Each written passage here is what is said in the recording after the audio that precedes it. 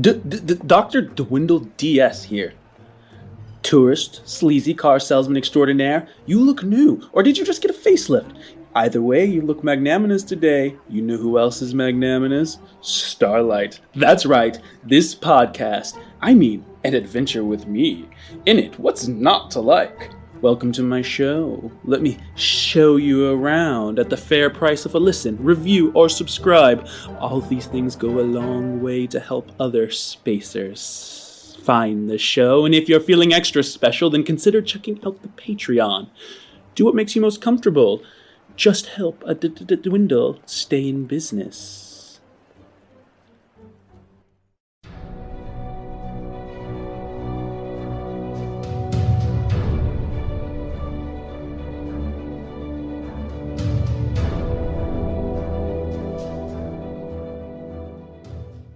Welcome to Starlight for this bonus episode.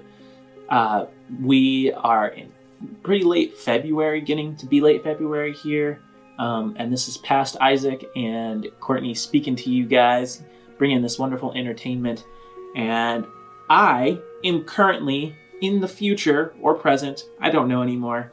I'm finishing up my training stint in Albuquerque and cannot wait to get back to recording more episodes of Starlight. And Courtney is in the middle of doing cool things with Ring of Hope and dreadfully missing Isaac.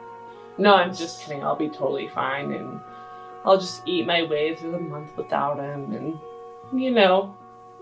be lonely. Just joking. I'll be totally fine. That was a real tear. But either way, we are excited to bring you this episode, this bonus episode, and without further ado, let's get into it.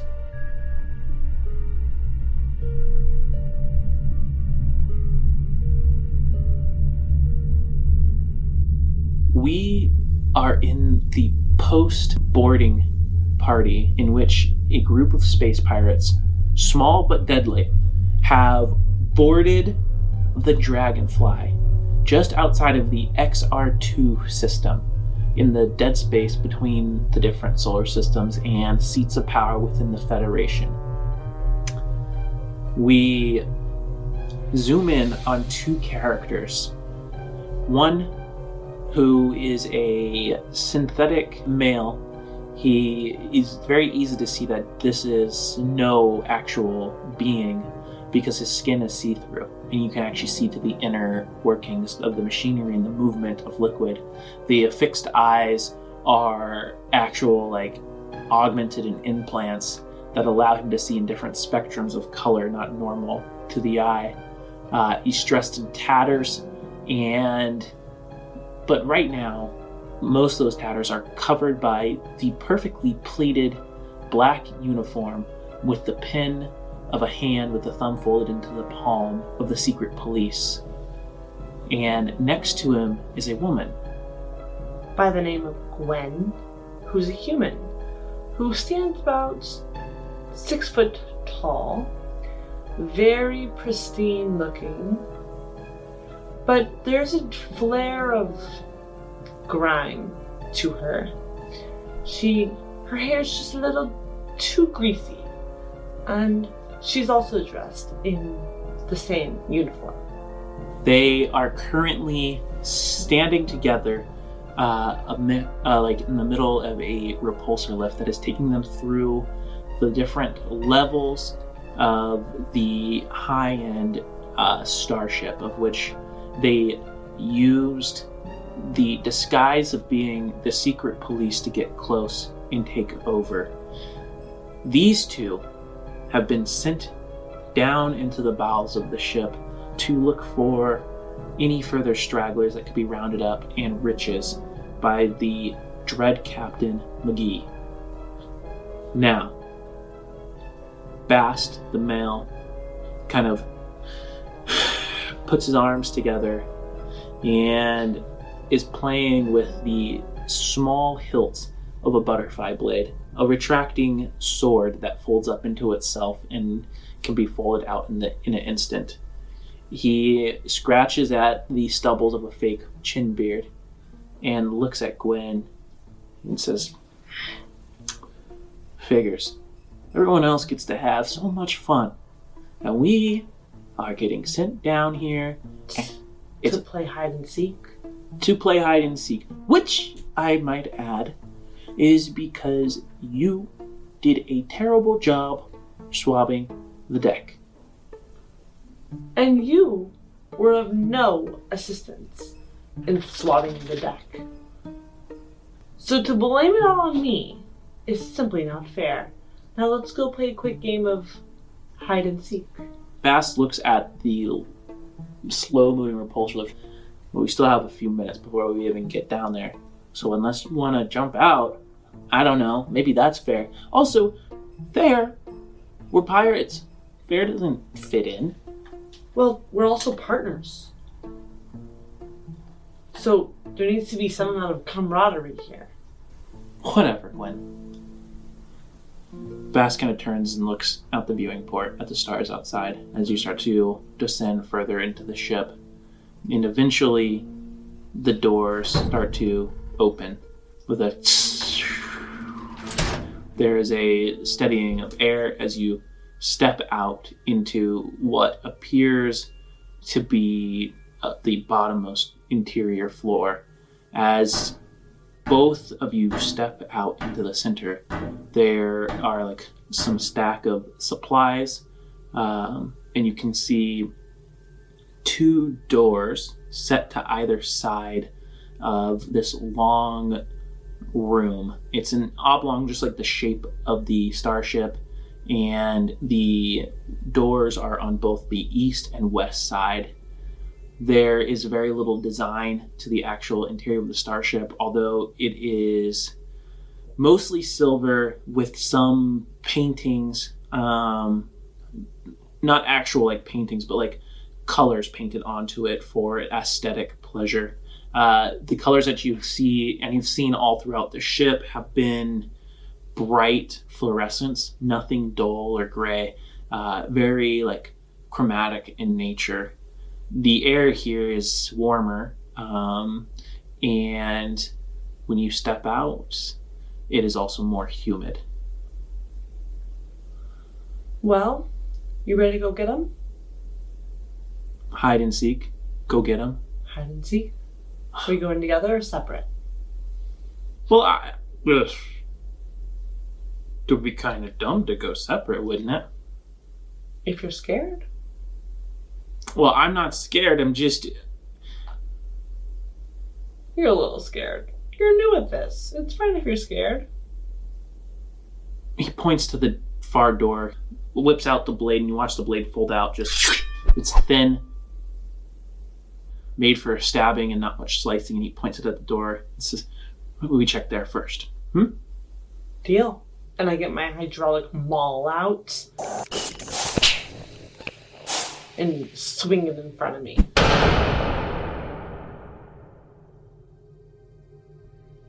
Roughly over 6 feet in length. Yes. And it is a thick piece of metal with little spouts of jets kind of off the side when you swing it. And when you swing it, the jets kind of give it an extra oomph of speed. And on top of that, the end of the maul actually like undulates out and pumps out like a piston, pushing it forward. And Bast looks at that and says, okay, can we maybe not kill whatever's right there? Because if we kill them, it makes it kind of hard to find the money. Well, if you look hard enough, you're bound to find it. But I will not kill them right away. Found it.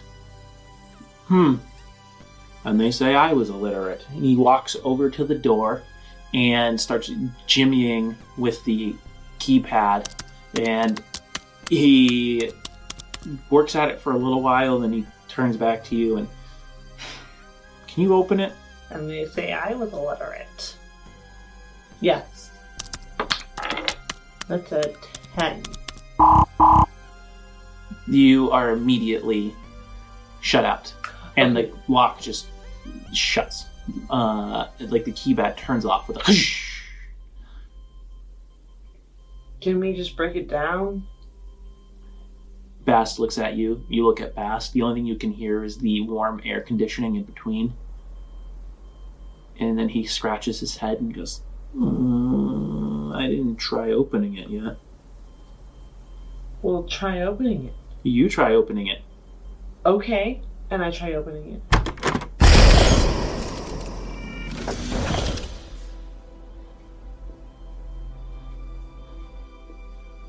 So you open the door, and there's a thin green light that kind of like comes out of the room, and it's even warmer, a bit danker inside, and there is a smell of warm, moist earth. In the center of the room, there is a probably 20 by 20 foot covering of sediment and dirt. Grow lights are all over the room, hence the green light. And there's a thin rail with a gate that leads to the center of the room, so you could walk around the outside of it. You see like thin blades of plants, but most of the ground is dirt, and it's very warm. The closer you get to the center, you see that there's like central heaters on top, over the top of it. And Bast steps in behind you and is, wow, it's a weird ship, huh? I wonder if this might be their treasure. I mean, they had plenty of money upstairs, and they're growing stuff down here. It's almost like they're trying to make a colony ship. This couldn't even feed, like, a family. Yet. Yet? They may be working on it. You know Dragonborns are always weird, you know? And that's everything. That's the weird part. They're all Dragonborns on this ship. Mm-hmm. That is weird. Well, I'm gonna keep walking around, investigating, and see if I see any people. Go ahead and make an investigation roll. 18. What you do notice is the ground, the earth, looks like it's been upturned, as if something like plants were weeded out or something hastily. I'm gonna start digging in the dirt a little bit. You do find pieces of broken white shell. Very thin, very fragile pieces of like some sort of like hard white. It's almost too thin to be a rock. And it's only, it's not even a quarter of an inch thick. I'm gonna show it to Bast. See, what do you think of this? What is this? Oh, looks like a rock. It's definitely not a rock. Yeah, well, Come on, it's too thin for a rock. He kind of like holds it up and he goes, look, I don't know. And he tosses it over his shoulder, and when it lands on the ground, you just hear as it just cracks on the ground with a he looks back and goes, oops. And it breaks all over the place into smaller pieces. And Bass looks back and says, ooh. Kind of looks like when I broke a piece of my egg in my omelet the other day. Doesn't it? Are they growing eggs? No. Did it look Come like on. an eggshell? It kind of looks like an eggshell. You can see all the little bits on the ground. I'm gonna look for more of it. Okay, go ahead and make an investigation roll. No, you don't find any more broken pieces within the soil. And, it's not crazy deep down. It's maybe about 4 feet worth of soil. There's no windows or doors or anything else in this room? Nothing. Well, while you're busy trying to play garden detective, I'm gonna open the other door.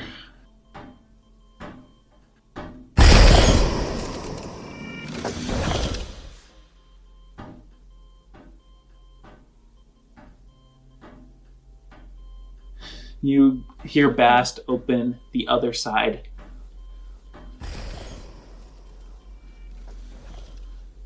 He scratches his head at the other side and he goes, well, if treasure's what you're looking for and you're calling dirt treasure, Gwen, there's a lot more of that over here. A lot more dirt? Oh yeah, a little more plants. I'm gonna go look. So as you come walking across the ground, kind of clanging on the metal of the ground, and you come over to the other side, you push your way past Bast, and inside you see a similar situation. The dirt here is more upturned and... There's no plants? No. And is there any more sign of those white shards? There's a few. Not as many as on the other side. Can I do like a history check on these to see if I've seen them before? So it'd be an 11? It does seem to remind you a little bit of an egg, but that's about it. I think they're growing eggs. Growing eggs in dirt. Oh, and we are going to go report that to Captain Migi. Are you making fun of Captain Migi? Because I'll report you. You're going to report me. We all know his name is Captain Migi, and you're the one that I heard calling him Captain Migi. Okay, I'm going to remember this. And I'm going to go further down the hallway. Okay, so as you come back into the cylindrical room, you walk further down, and again, there's like random like tarp implements that are like they're holding down like supplies and crates and boxes like that, but not like too many. But there is a decent amount. You come to the far end, and it seems to be like a natural end to the storage room. Guess the treasures. The dirt. Bass shrugs and he goes, well, I'm going to go look at the boxes and the crates. Maybe they got something in there. And he starts heading towards the center of the room where the tarps are holding down things. And he starts, you see him using his like butterfly blade to start kind of breaking open the tops of like some of the crates, looking within, and you hear him go, ooh, cooking rations, we got some toilet paper. Something's not right here. Yeah, tell it to the crowd. I'm going to do an inside of the whole room. An investigation? An investigation, yeah, to see if I'm missing anything, like a window. That's a nat 1. So nothing. You end up not seeing anything. Bass continues working his way through, and he goes, well, there's about 8 of these crates. Pushes one to the side, and he goes, why don't you quit playing with your dirt and help me be of use? We're going to find some good stuff in here.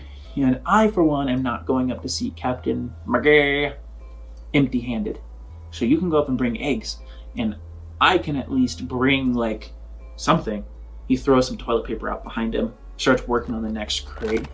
Ah, now this is worth something. Here we go. Look at these clothes. Handmade, Dragonborn. Whew. Bash, you don't feel like we're missing something? No? There's rooms of dirt. What are they doing with dirt? Feeding themselves vegetables. There's more to it. There's treasure here and I can feel it. I just don't know how to get to it. Well, don't know what to tell you. And he starts working his way through a third crate.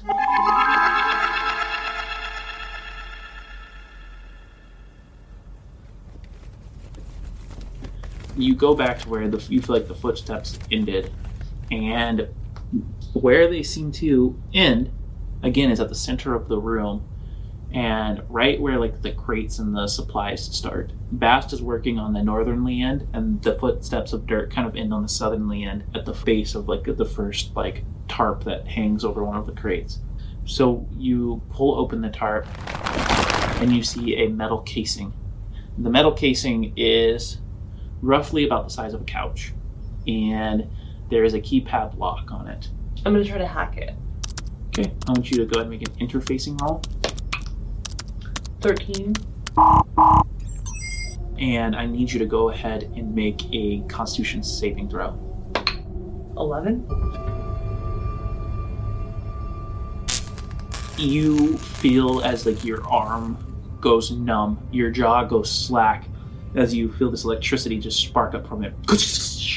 You are able to pull back in time before you have a full-blown like bout of paralysis, but it leaves your right arm hanging limp and your mouth not working at full capacity. but the lock opens. They don't want us to go in there, do they? I think we should go in there. What do you think, Bast? What is wrong with your face, Gwen? I seem to be suffering some kind of paralysis. You mean you can't feel this? And he pokes the side of your face and like kind of grabs the skin and moves it like it's a little. He goes, "Wow, I didn't realize your face was so leathery." I cannot feel that, but I can. And I'm gonna grab his finger and pull it down really hard. Ah, jeez. Okay. Bast, take me seriously, okay? As long as you don't look at me like that. Sure. Why don't you take point? I'm gonna ask you to take point, okay? I'm a little paralyzed. That makes sense. Okay. Thank you. He raises one hand out with his blade and he goes, "You think they're in there? There's people?" I think there's something they want to hide in there. Yeah, shit. He takes the blade out and holds it out in front of him, grabs the lip of it, then lifts it up, and he goes, "Hunger!" Nothing comes out. He goes over and he peeks and he goes, "You're all right. Come look." He motions you over and you can see a set of stairs that lead down and through this false crate. You can see clumps of dirt going down with it. And there is a like warmer air that kind of like blasts up from it immediately. You go first. All right, Captain Migi. I, Bast, got your treasure. All right, let's go.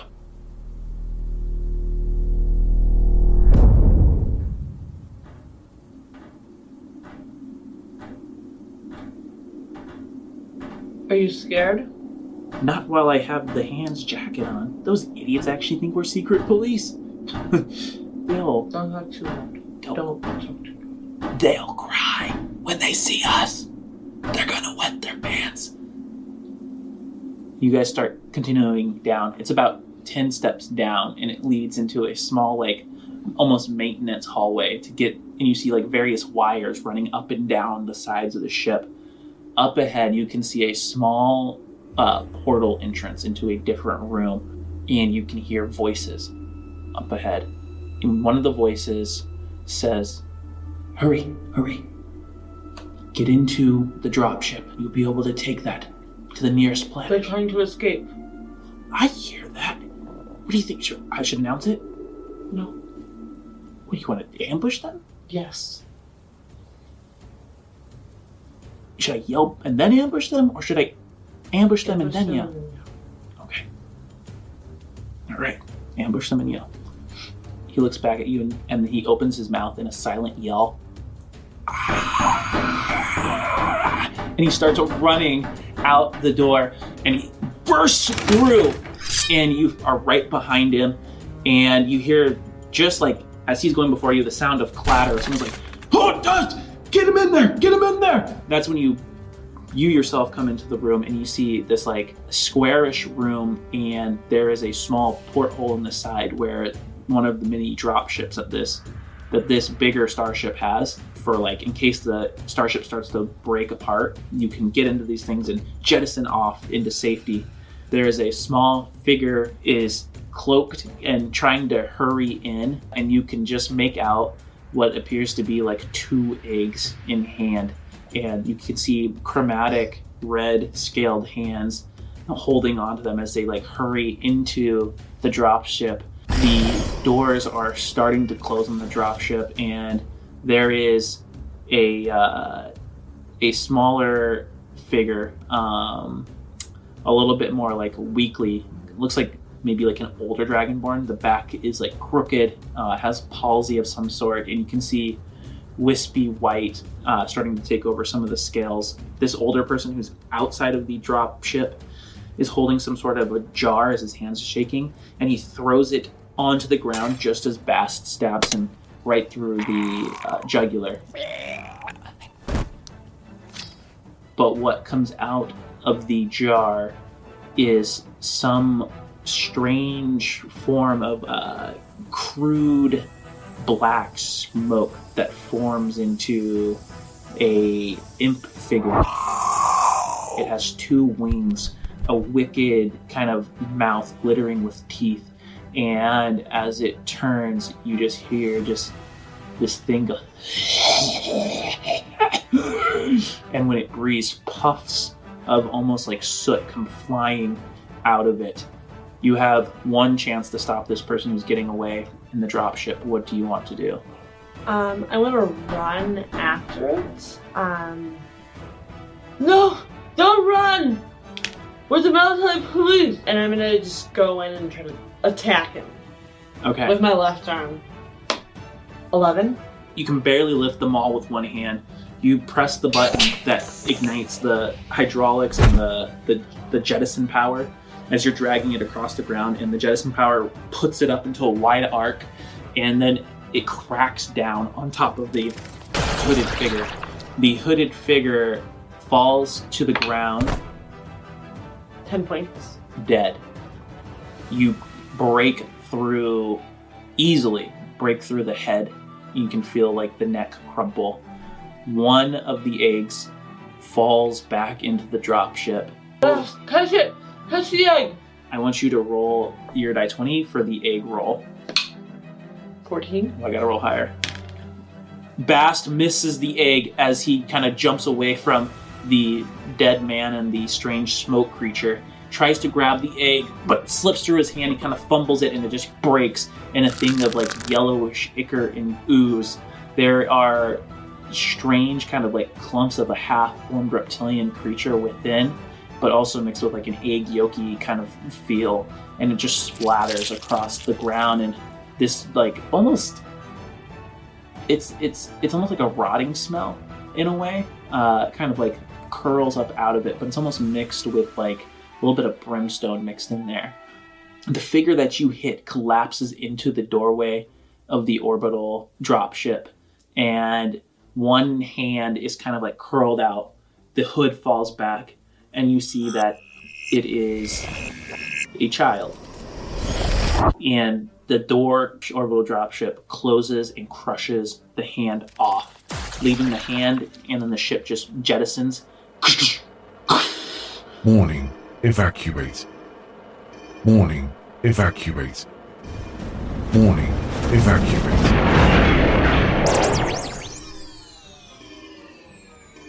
Both you and Bast to make DC 10 rolls to hold on. 10. So you watch as Bast is like looking at this thing, and he looks at you as you grasp the side of a wall. The smoke creature wraps itself around something, its wings flapping to try and hold place, and you watch as Bast is pulled out into space, and then the wall closes.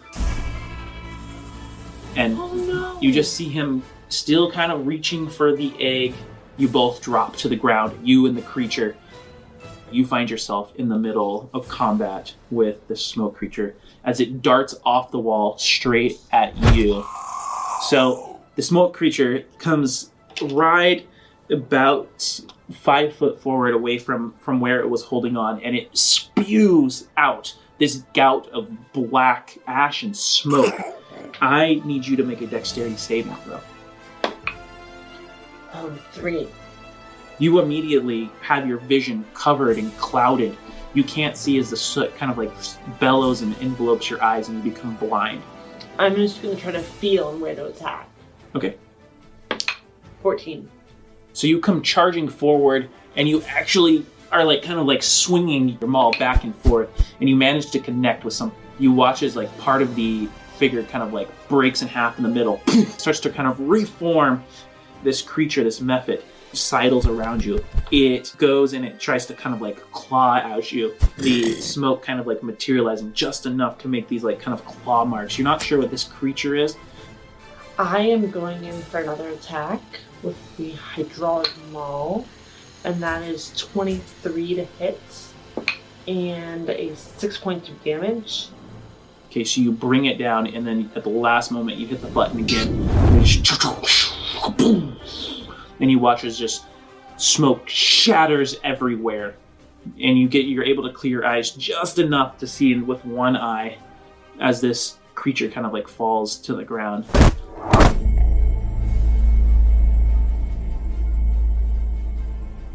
Your heart starts to kind of come down. Not too bad for someone who's paralyzed, huh? The joke falls flat as you no longer have your buddy to talk to.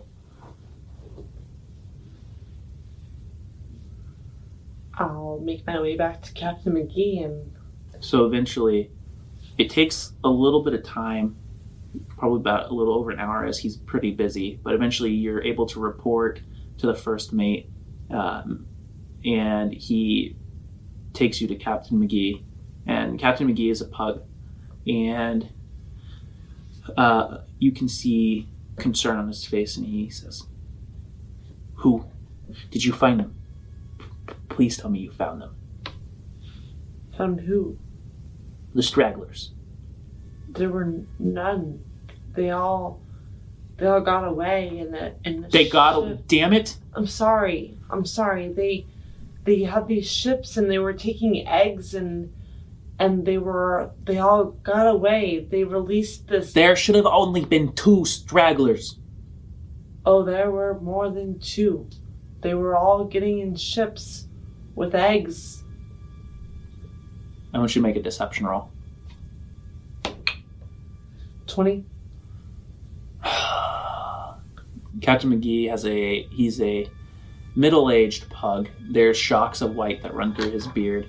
Both of his tusks are broken, and he only has, in true pirate fashion, one good eye. Although he doesn't wear an eye patch, he just there's just a glass eye. Mm-hmm. He clasps both hands behind his back, and he looks out through the viewing port of the ship. Well, that's good. It would have been better if you'd been able to apprehend them. You and, what's his name? Vast. Yes, damn it, didn't you? Why are you talking like that? I was paralyzed when I was trying to get in there. They had this magical box. And so the right side of my body is now paralyzed. I do wonder how long this will last. Do you know? I hope it's not long. It's getting annoying. It's annoying that I was paralyzed? It is. I would agree. You can see the doctor about it when you're done. Good job in showing some restraint. If you were top-notch, you would have captured them. But it is better they are gone than dead. You see, we figured out the true purpose of this ship, and it is a disaster well averted.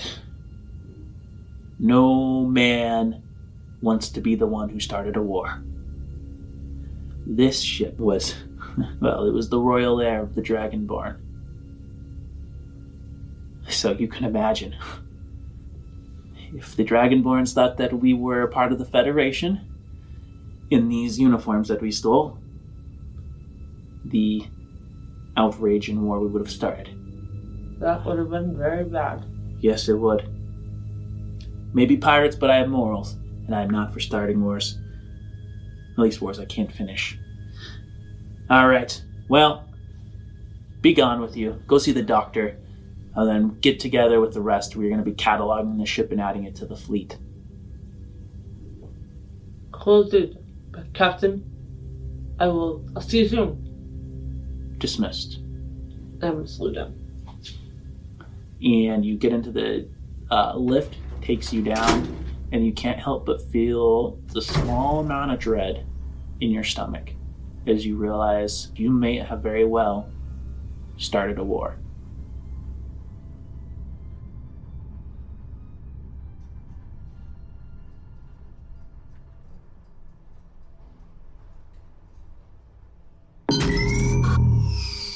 Thank you for listening to this episode of Starlight. If you enjoyed this, please like, share, subscribe. For early releases, exclusive RPG content, and other bonus material, check us out on Patreon at patreon.com/starlightadventures. And to reach us for questions to be aired, email us at thestarlightadventures@gmail.com. See you next Tuesday, Spacers.